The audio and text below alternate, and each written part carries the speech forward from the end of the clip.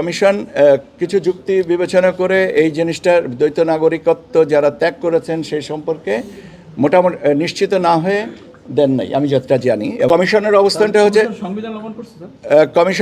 অবস্থানটা হচ্ছে যে কমিশন কিছু যুক্তি বিবেচনা করে এই জিনিসটার দ্বৈত নাগরিকত্ব যারা ত্যাগ করেছেন সেই সম্পর্কে মোটামুটি নিশ্চিত না হয়ে দেন নাই, আমি যতটা জানি, এবং কারণ আমিও ছিলাম ওই সময় আলোচনাগুলো নেই।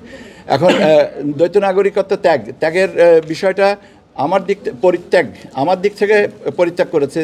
দেশভেদে এটা সময়ের একটা ব্যাপার আছে, কোনো ক্ষেত্রে হয়তো তাৎক্ষণিক হতে পারে, কোনো সময় দীর্ঘসূত্রিতা হতে পারে। এখন দীর্ঘসূত্রিতা যদি হয় তাহলে ততদিন একটা মানে অন্তর্বর্তীকালীন ব্যবস্থায় তাহলে কি তিনি সব সুবিধা থেকে বঞ্চিত হবেন? টানা তৃতীয়বার অর্জন করেছে দেশের সেরা সুপার ব্র্যান্ড স্বীকৃতি বসুন্ধরা টিস্যু। এই জিনিসটা this is a matter of interpretation.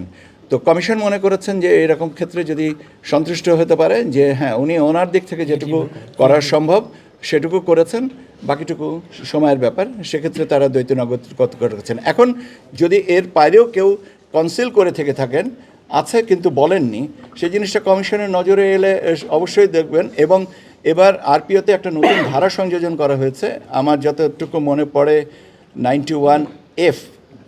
সেখানে বলা হচ্ছে যে কমিশন যে কোনো সময় যে কোনো মাধ্যমে এ ধরনের কোনো তথ্য পেলে, শুধু দ্বৈত নাগরিকত্ব না, অন্য কোনো তথ্য পেলে, অযোগ্যতার তথ্য পেলে সেটা যদি জানায়, কমিশন সেটা পরীক্ষা করে দেখবে এবং সেক্ষেত্রে প্রয়োজনীয় ব্যবস্থা নেবে।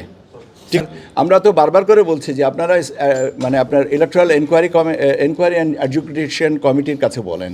তো এখন জি, এখানে আরও নির্বাহী ম্যাজিস্ট্রেটরা আছেন, রিটার্নিং অফিসাররা আছেন। ব্যাপারটা হচ্ছে যেখানের কাজটা সেখানেই। আমাদের এখানে এলে একটা ধাপ বেড়ে যায়, আমরা আবার এটাকে প্রসেস করে পাঠাবো, সেই সময়টা তাৎক্ষণিকভাবে তো ফিল্ড লেভেলে নিরাময় করার জন্য ব্যবস্থা রাখা আছে।